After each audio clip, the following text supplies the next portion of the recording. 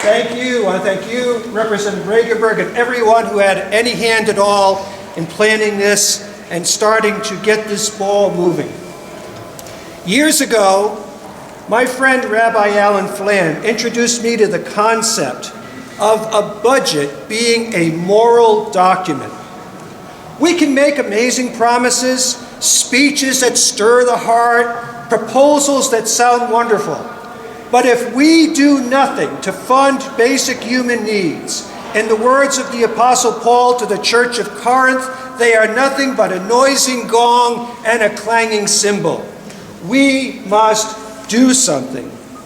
If the federal government follows through on the direction that President-elect Trump seems to be suggesting, where will we find our moral compass? Where will we find our moral and ethical heading?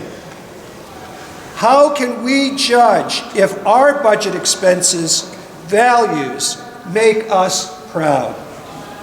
I would suggest that we look to the familiar words of the Hebrew prophet Micah when he declared God's standard for morality. Micah said, God demands three things: do justice, love mercy, and walk humbly before your God. Justice, mercy, and humility.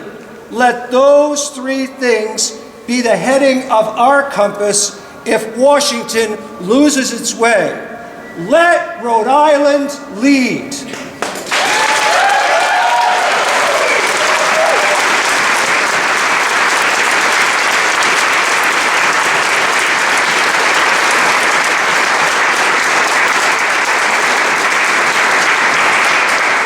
In Rhode Island, we need to continue to fund human needs whatever happens at the federal level.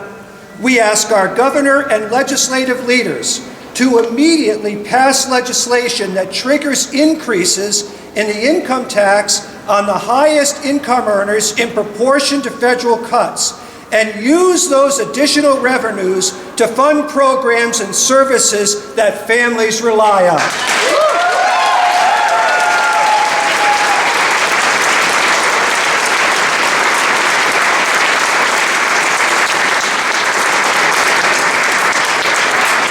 If revenues fall short, let us not balance the budget on the backs of those who have the least, but rather let those of us who have capacity contribute from our abundance.